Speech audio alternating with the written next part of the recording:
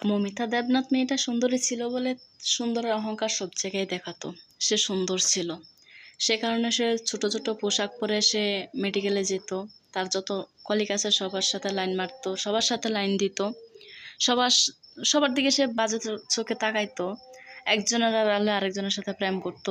ওই মেডিকেলের তার যত কলিগ আছে সবার সাথে নাকি সে প্রেম করছে। একটা সময় যখন সবাই সেটা জেনে গেছে, সবাই মানে ক্ষিপ্ত হয়ে গেছে তার উপরে, যে তুই সুন্দরী বলে কি এগুলা করবি সবার সাথে।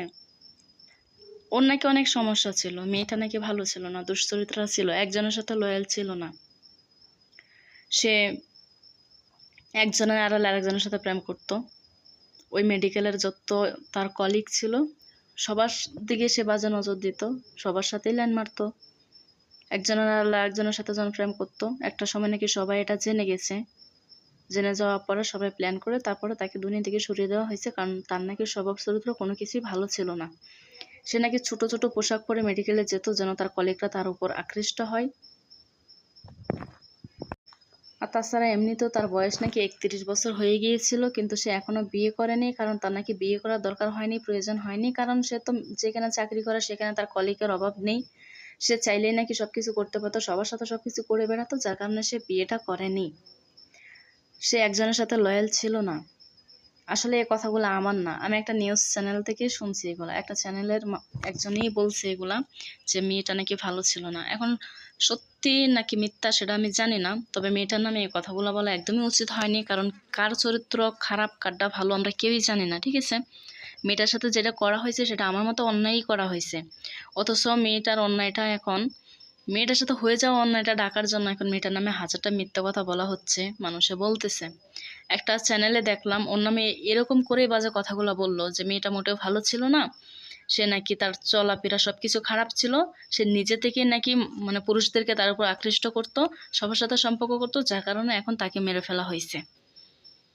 এই কথাগুলো কতটুকু সত্যি আমি জানি না, তবে আমার কাছে সত্যি মনে হয়নি, কারণ আমি যতটুকু জানি যে তার বয়ফ্রেন্ড ছিল, যার সাথে তার 13-14 বছরের সম্পর্ক ছিল, হয়তো কিছুদিন পরে তারা বিয়ে করতো, সংসার করতো, কিন্তু এখন তার নামে উল্টা মিথ্যে কথা বলা হচ্ছে। আমার কাছে মিথ্যে মনে হয়, কারণ একটা মেয়ে যেখানে চাকরি করে সেখানে একই সাথে এতগুলো ছেলের সাথে কি করে প্রেম করবে, তাই না?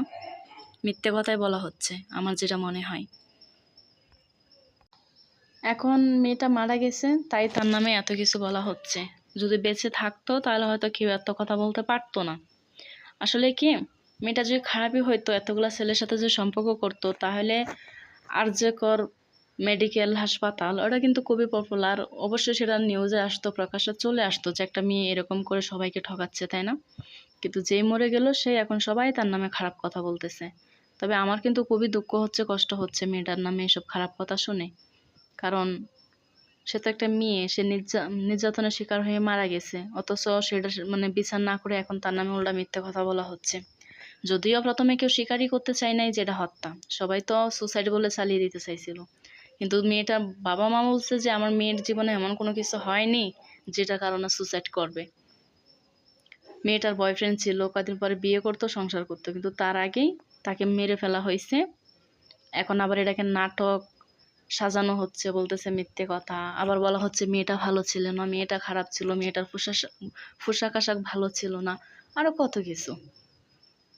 সত্যি কথা বলতে, হোক বাংলাদেশ বা কলকাতা বা ইন্ডিয়া, সঠিক বিচার আসলে কোথাও হয় না। আমি অহরহ অনেকবার দেখেছি কলকাতাতে এরকম ঘটনা ঘটছে, আমাদের বাংলাদেশেও ঘটে, এমন না যে আমাদের বাংলাদেশে ঘটে না, বাংলাদেশে অনেকবার এসব ঘটনা ঘটছে, এখন কলকাতাতেও ঘটতেছে, আর আগেও কিন্তু ঘটছে। এর আগেও আমরা দেখছি যে এরকম নির্যাতনের শিকার হয়ে মেয়েরা মারা গেছে, তারপর মিছিল করা হয়েছে, আন্দোলন করা হয়েছে, কিন্তু সঠিক বিচার আসলে হয় নাই। সঠিক বিচার আসলে হবে কি করে? যারা এসব কাজে জড়িত থাকে, যারা এসব কাজ করে, তারা তো আসলে খুব শক্তিশালী থাকে, ক্ষমতাবান থাকে, তাই তাদেরকে আইনের আওতায় আনা হয় না, সঠিক বিচার করা হয় না, তাই একের পর এক এসব ঘটনা ঘটতে থাকে। মমিতার সাথে যেটা ঘটছে খুবই দুঃখজনক একটা ব্যাপার, আমার কাছে খুবই জঘন্য, খুবই খারাপ, এর থেকে খারাপ আর কিছু হয় না।